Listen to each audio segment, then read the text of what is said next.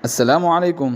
बयान भी सुनें और हमारे यूट्यूब चैनल को सब्सक्राइब भी कर दें और हाँ, लाइक और शेयर करना ना भूलें। अस्सलामुअलैकुम। अल्हम्दुलिल्लाह नहमदुहु व नस्तईनुहु व नस्तगफिरुहु व नु'मिनु बिही व नतवक्कलु अलैहि व नऊज़ु बिल्लाहि मिन शुरूरि अनफुसिना व मिन सय्यिआति अअमालिना मन यहदिहिल्लाहु फला मुज़िल्ल लहु व मन युज़लिल्हु फला हादिय लहु व अशहदु अन ला इलाहा इल्लल्लाहु वहदहु ला शरीक लहु व अशहदु अन्न सय्यदना व नबिय्यना व औलाना व मौलाना मुहम्मदन अब्दुहु व रसूलुहु। अम्मा बादु फ़अऊज़ु बिल्लाहि अस्समीइल अलीम मिनश शैतानिर रजीम। बिस्मिल्लाहिर रहमानिर रहीम। वल्लज़ीन जाहदू फ़ीना लनहदियन्नहुम सुबुलना। वक़ाल अन्नबिय्यु सल्लल्लाहु अलैहि वसल्लम अफ़ज़लुल जिहादि कलिमतु हक़्क़िन इंद सुल्तानिन जाइर। वक़ाल अन्नबिय्यु सल्लल्लाहु अलैहि वसल्लम अल जिहादु माज़िन इला यौमिल क़ियामह। सदक़ल्लाहुल अज़ीम। दुरूद शरीफ। अल्लाहुम्मा सल्लि अला मुहम्मद व अला आलि मुहम्मद कमा सल्लैता अला इब्राहीम व अला आलि इब्राहीम इन्नका हमीदुम मजीद। अल्लाहुम्मा बारिक अला मुहम्मद व अला आलि मुहम्मद कमा बारकता अला इब्राहीम व अला आलि इब्राहीम इन्नका हमीदुम मजीद। मेरे बुज़ुर्ग साथियों, अल्लाह तबारक व तआला का शुक्र है कि उसने हम लोगों को ये मुबारक महीना अता फ़रमाया। आज इस्लामी दूसरा महीना, जो महीना गया मुहर्रमुल हराम का, ये भी बड़ा मुबारक महीना था क्योंकि उसमें ताजदार मदीना सरकार दो आलम सल्लल्लाहु अलैहि वसल्लम की प्यारी बेटी है फ़ातिमतुज़ ज़हरा रज़ी अल्लाह तआला अन्हा की है अली रज़ी अल्लाह तआला अन्हु से शादी हुई। और जो महीना चल रहा है ये भी बड़ा मुबारक महीना है, इस्लामी भी और अंग्रेज़ी भी। इस्लामी सफ़रुल मुज़फ़्फ़र का महीना है। इसी महीने में ताजदार मदीना सरकार दो आलम सल्लल्लाहु अलैहि वसल्लम ने अपने आबाई वतन मक्कतुल मुकर्रमा को, जहाँ खाना काबा है, उस शहर को खैराबाद कहकर मदीना मुनव्वरा तशरीफ़ ले गए। अंग्रेज़ी महीना अगस्त का महीना है, ये भी बड़ा मुबारक महीना है और ख़ास करके हम हिंदुस्तान वालों के लिए बड़ा ही मुबारक महीना है। अगस्त का महीना 15वीं तारीख़ सन 1947 में अंग्रेज़ों की 90 साल हुकूमत, जो ज़ालिमाना हुकूमत थी, 200 साल की उलमा की और मुसलमानों की क़ुरबानियों के बाद अल्लाह तबारक व तआला ने इसी महीने में हिंदुस्तान वालों को आज़ादी नसीब फरमाई। ऐसे तो हमारा मुल्क हिंदुस्तान से इस्लाम का और मुसलमानों का सबसे पुराना रिश्ता है, सबसे पुराना। सारे मज़हबों में इस ज़मीन से अगर किसी का रिश्ता है तो वो मुसलमानों का और इस्लाम का है। अल्लाह तबारक व तआला ने जब ज़मीन में पहला इंसान उतारा है आदम अला नबीना अलैहिस्सलातु वस्सलाम को, तो श्रीलंका की ज़मीन पर उतारा, जो हिंदुस्तान ही का एक हिस्सा था। पहला आदमी भी है और पहला नबी भी है। नबी का काम ये था अल्लाह के बंदों को अल्लाह से जोड़ना, तो वह नबी था, नबी इस्लाम वाला। तो सबसे पुराना मज़हब जो इस मुल्क में आया वो हमारा इस्लाम था। आदम अला नबीना अलैहिस्सलातु वस्सलाम के बाद आदम सानी के नाम से जाने वाले हज़रत नूह अलैहिस्सलातु वस्सलाम का ज़माना है। नूह अलैहिस्सलातु वस्सलाम के 3 बेटे, हाम, शाम और याफिर। तो हिंद इब्ने हाम इब्ने नूह अलैहिस्सलातु वस्सलाम ने रुए ज़मीन के इस हिस्से को, जिसको हिंदुस्तान कहते हैं, हिंद इब्ने हाम इब्ने नूह ने आबाद किया, इसलिए उसको कहते हैं हिंदुस्तान। ये तारीख़ की किताबों में लिखा हुआ है। हिंद के रहने की जगह बाद में जाकर इसको हिंदुस्तान हिंदुस्तान करके पुकारा जाने लगा। तो ये भी हमारे इस्लाम का और मुसलमानों का गहरा ताल्लुक़ है। और इस मुल्क में, इस मुल्क की सोने की चिड़िया जो हमारा मुल्क कहा जाता है, ये सोने की जो चिड़िया बनी है वो मुसलमानों के खून की भट्टी में तब करे सोने की चिड़िया बनी। वरना हमारे मुल्क हिंदुस्तान में कई दौर आए, एक ज़माना नबूवत का भी गुज़रा, फिर रिसालत का गुज़रा, फिर खिलाफत आई, फिर अमारत आई, फिर सल्तनत आई, फिर वजारत आई और अभी तक वजारत चलती आ रही। 747 साल तक इस मुल्क में इस्लामी हुकूमत कायम थी। 747 साल तक इस्लामी हुकूमत इस मुल्क में कायम थी। लेकिन जब इस्लामी बादशाह ने अपने आप को अय्याश बनाया, लोगों से उनके ताल्लुकात कटने लगे, तो अल्लाह तबारक व तआला ने उन पर सज़ा के तौर पर अंग्रेज़ों को मुसल्लत फरमाया। कई दौर हिंदुस्तान में आए, कई दौर आए। सन 1757 से लेकर 1947 तक कुल 4 दौर गुजरे हैं। 4 दौर, 1717 से 57 से लेकर 1801 तक पहला दौर गुजरा, 1801 से लेकर 1857 तक दूसरा दौर गुजरा, फिर 1858 से लेकर 1911 तक तीसरा दौर है, और 1911 से लेकर 1919 तक चौथा दौर है, और 1919 से लेकर 1947 तक 5वां दौर है। लेकिन आज़ादी जब हमारे हिंदुस्तान को दारुल हर्ब करार दिया, उसके बाद से तीसरा दौर 1911 से लेकर 1919 तक का है। ये 8 साल ज़िंदगी हम लोगों पर बड़े जुल्म के गुजरे। तारीख़ की किताबों में बड़ी हेबतनाक अंदाज में उसको बयान किया।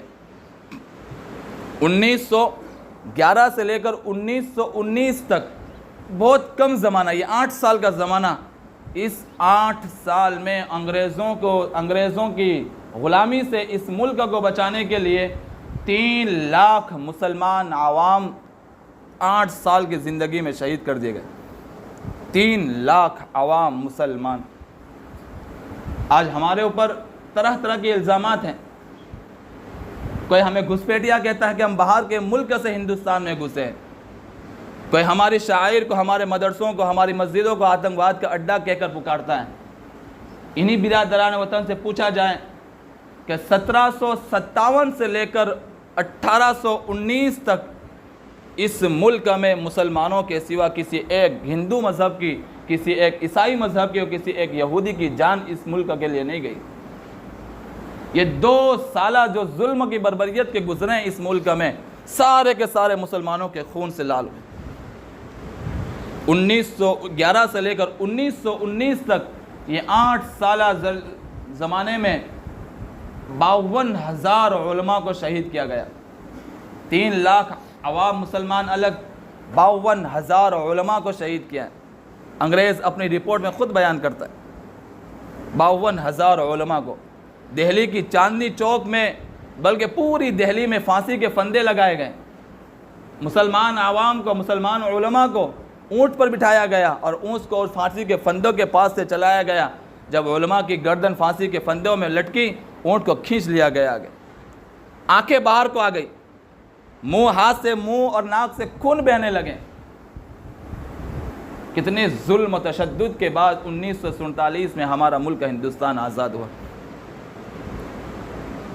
किताबों में लिखने वाले आखिर में ये भी लिखते हैं, अगर हिंदुस्तान के मुसलमानों का ये हाल उनको पहले से ही मालूम हो चुका होता कि हिंदुस्तान के मुसलमान अपने मुल्क को छोड़कर, अपने इस्लाम मज़हब को छोड़कर अपनी मस्जिदों और मदरसों के बेफ़िक्र होकर ज़िंदगी गुजारेंगे, तो फिर आज से 90-75 साल पहले इनको क़ुरबानी देने की ज़रूरत ना होती। आज हम लोगों पर अफसोस है, हमें अपनी मस्जिदों की फ़िक्र है, न अपनी मस्जिदों की फ़िक्र हमसे हो रही है, न अपने मदरसों की फ़िक्र हो रही। आज हुकूमत में बैठा हुआ आदमी कभी वक्फ़ बोर्ड के ज़रिए से हमें परेशान करता है, कभी हिजाब के मामले को लेकर इस्लाम को दबाने की कोशिश करता है, कभी मदरसों को आतंकवाद कहकर परेशान किया जाता है, कभी मस्जिदों को उनकी मिल्कियत बताकर मस्जिद को गिराने की कोशिश की जाती है। ये सारे जुल्म और सितम, ये सारे आफत और मुसीबत हम पर किस वजह से आ रहा है? अल्लाह तबारक व तआला ऐसे ही हालात नहीं देता है। अल्लाह ताला कभी ऐसे किसी को परेशान नहीं करते हैं।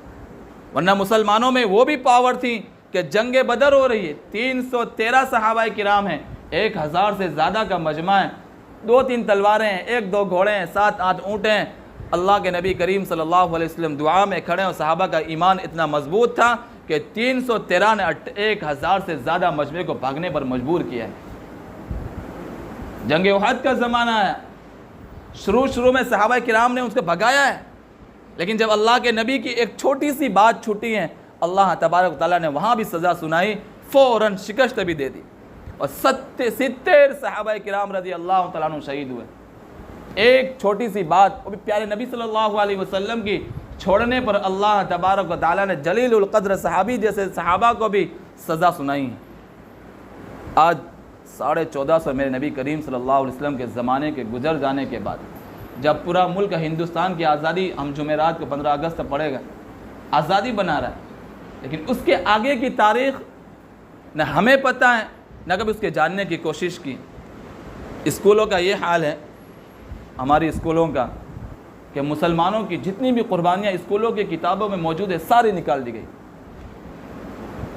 ढूंढ कर एक नाम मिलता है मौलाना अबुल कलाम आज़ाद का, बाकी उनके सिवा सब हस्तियों के नाम ख़त्म हो चुके हैं।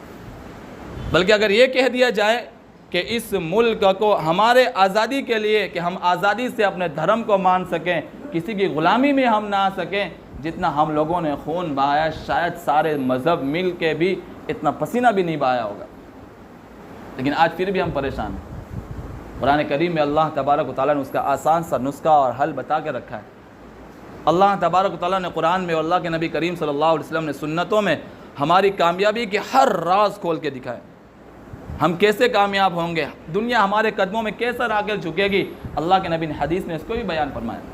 कुरान में अल्लाह कहते हैं अंतुमुल आलौना इन कुंतुम मुमिनीन, ये हुकूमत तुम्हारी क्या बिगाड़ सकती है अगर तुम ईमान पे मजबूत हो। वरना कैसर और किस्रा उस वक्त में बड़े पावरफुल आदमी थे, पैसों के लाइन से भी बड़े माहिर थे, बड़े मालदार थे, और ताकत में भी बड़े मालदार थे, फ़ौज भी ज़्यादा थी।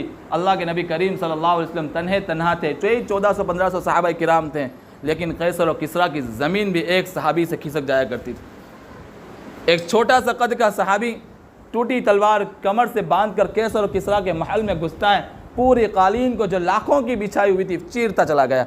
किसी एक की भी हिम्मत न हुई कि उस सहाबी को वहाँ रोक कर दिखाए, उंगली तक करके दिखाए उस सहाबी। ईमान मजबूत था, नमाजें उनकी पाबंदियाँ से थी, अल्लाह के नबी सल्लल्लाहु अलैहि वसल्लम की सुन्नतें ज़िंदगी में थी, अल्लाह के अहकाम ज़िंदगी में थे। अल्लाह तबारक व तआला ने वो चीज़ भी अता फरमाई कि उमर जैसा उमर जब चलता है तो इंसान शैतान भी उसको देख कर राह घूम लिया करता कि सामने से उमर आ रहा। ये पावर इस्लाम की थी। आज हमारी ज़िंदगी से इस्लाम ख़त्म है, नमाज़ें ख़त्म है, कुरान की तिलावत को तो हम भूल चुके हैं।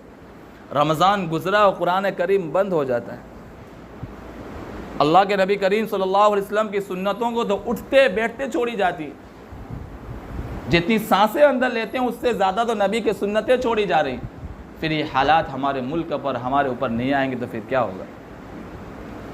कई दिनों से हम सुनते आ रहे हैं हमारे मुल्क के हालात, अड़ोस पड़ोस के मुल्क की बात नहीं कर रहे हैं। जो हो रहा है वो फ़लस्तीन में हो रहा है, जो हो रहा है वो बांग्लादेश में हो रहा है, वो इस्लामी हुकूमत है, वो अलग मुल्क है।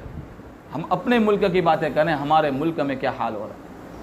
हर दिन कितनी लड़कियां इस्लाम को छोड़कर गैरों से शादी कर रही हैं, इस्लाम को बेच रही।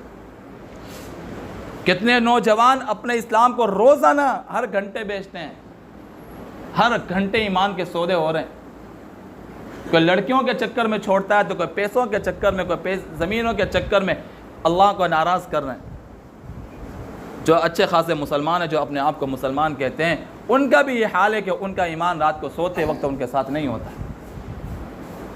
हम में से अक्सरों का ये हाल, फजर जारी, असर जारी, ज़ोहर जारी, असर जारी, मगरिब जारी, इशा जारी, नबी के खाने की सुन्नत, नबी के बैठने की सुन्नत, नबी के हर आदाब, नबी ने हर चीज़ की रहनुमाई की, हर चीज़ को जान जान कर छोड़ रहे हैं। फिर मेरे अल्लाह गज़ब में ना आए तो फिर क्या हो।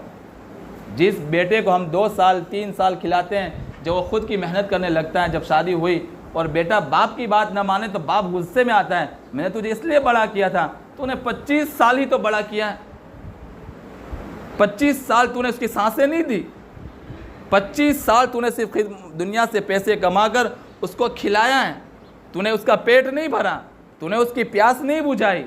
जब एक बाप को अपने बेटे की 25 साली मेहनत के बाद उसकी फरमाबरदारी पसंद आती है, नाफरमानी करे तो बाप भी उससे तेवर में आता है, तो मेरा अल्लाह मेरी पूरी ज़िंदगी के नाज़ो नखरे बर्दाश्त कर रहा है। खेती का मौसम आ रहा है, बारिश बरसा रहा है, अगर बारिश ना बरसा, एक साल पूरे एक साल बारिश ना बरसे तो खाने के लाले पड़ जाए।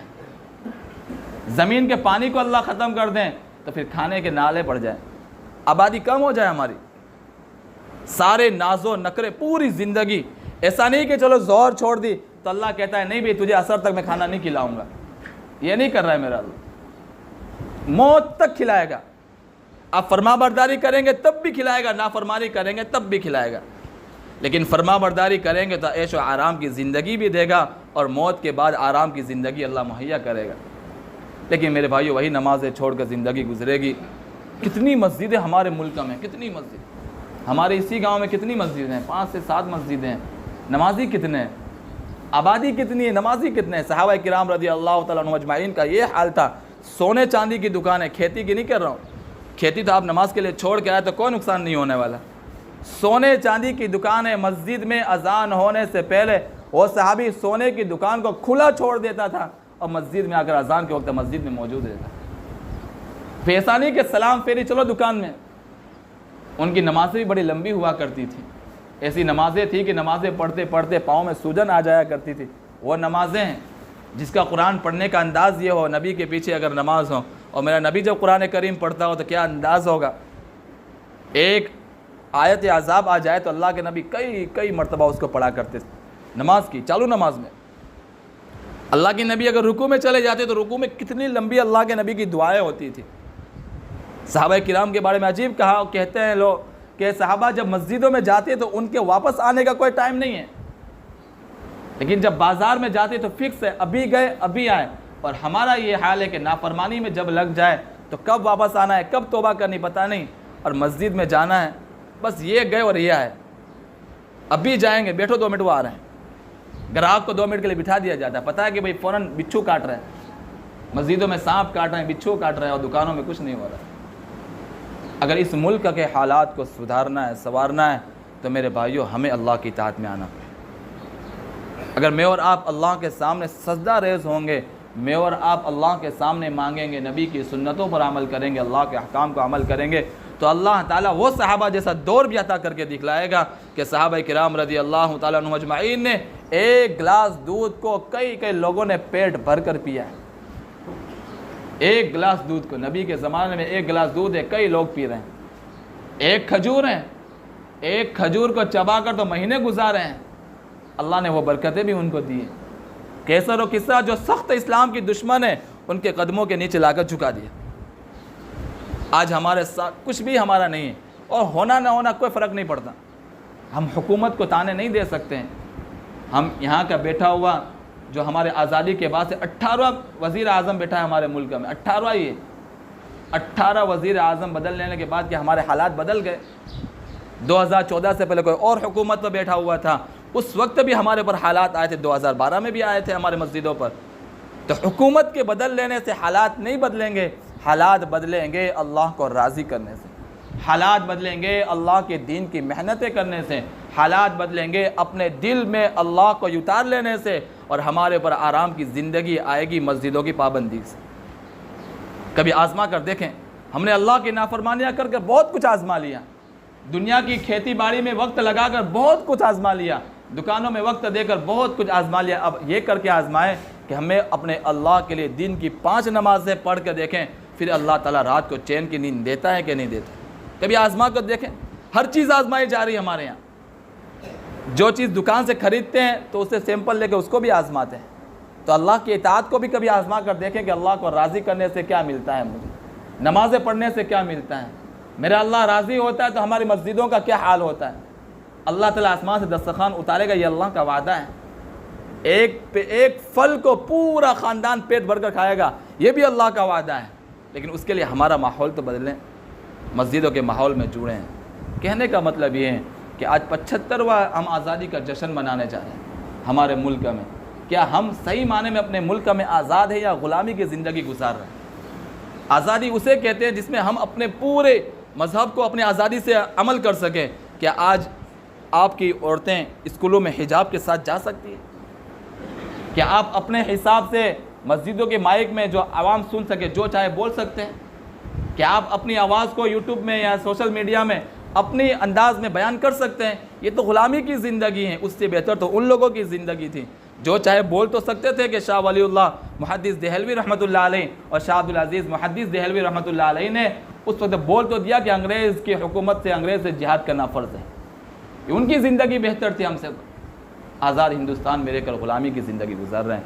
मेरे भाइयों, अल्लाह को राज़ी करें, अल्लाह के सामने नमाज़ें पढ़ने की फ़िक्र हो, अज़ान की, हमारी मस्जिदों के माहौल में जुड़ने की हमारी फ़िक्र। हर नौजवान साथी, हर बूढ़ा साथी, हर आदमी ये फ़िक्र करे कि नमाज़ों के वक्त हम सारा काम छोड़कर मस्जिदों में आकर बाद जमात नमाज अदा करें। हमारी ये फ़िक्रों के दीन की मेहनत के जितने भी रास्ते हैं, चाहे दावत तबलीग के हो या बयानात के हो या जितने भी हमारे प्रोग्राम जिसमें दीन की मेहनत हो, दीन की बातें हमारे सामने आती हो, उसमें हम सब काम छोड़कर वहाँ पहुँचने की फ़िक्र करें। फ़िक्र करना मेरा काम और रास्ता खोलना मेरा अल्लाह का काम है। अल्लाह ताला हम सब के लिए दीन की मेहनत कबूल फरमाए। आमीन। वाक़िर दावाना अल्हम्दुलिल्लाहि रब्बिल आलमीन।